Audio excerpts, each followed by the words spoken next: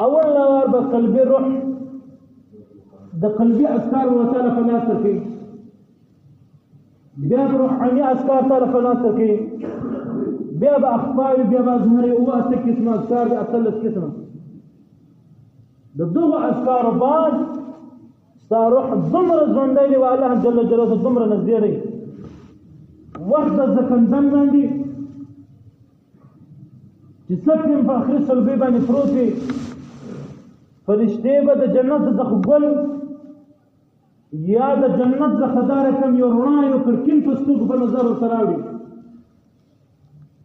چې دا د ځای راوځي د روح به ډایرکټ روزي بالکل بلکې انسان چې څوک وای دا شی واخا د الله سره روزي راوړي هغه انسان خوشاله وي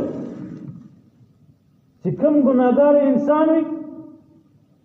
هغه روح ته راوځي